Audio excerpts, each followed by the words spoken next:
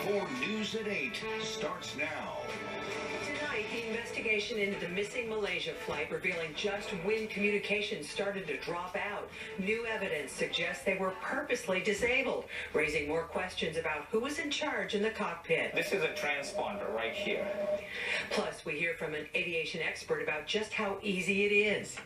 And we hear from that aviation expert just ahead. But first, significant developments in the search for Malaysia airline flight. Philippe Jagal continues our coverage. He spoke with a local pilot who has extensive experience with flight simulators. We learned how a simulator is used before actually taking flight and why a simulator is now a focal point in the investigation into the missing plane. So, is it uncommon for airline pilots to use or possess a flight simulator? Not at all. Chief pilot of Pacific States Aviation in Concord, Rashid Yahya, says revelations that Malaysia Airlines Flight 370 captain Zahari Abdul Shah built one in his home doesn't automatically make him suspicious. Yahya says it could have been used solely for leisure and training. You don't do much while you're flying, so when you go back and you have to go for recurrent training, mostly all the programs are now on the computer. Still, Shah and his co-pilot are under investigation. All right, let's go fly the simulator. We joined Yahya on his simulator at Buchanan Field Airport. So you can see we're lined up in the nighttime, where he simulates a takeoff.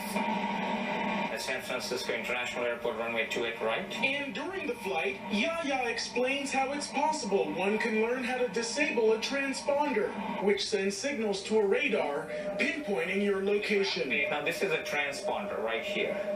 And on the transponder you can read 5670. This is a discrete code given by the ATC.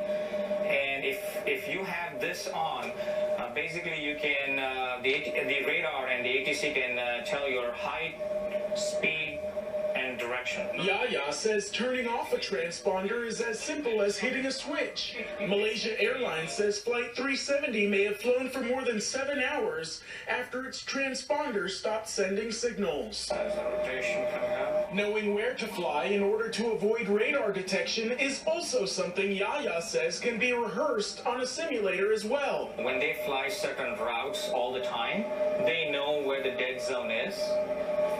And at that point, nobody can see you, but you still have to report. That's kind of the common practice. But once Flight 370 disappeared, it disappeared. Pakistan and India are among the countries that say the plane never showed up on their radars, and now the men in the cockpit are under an international microscope.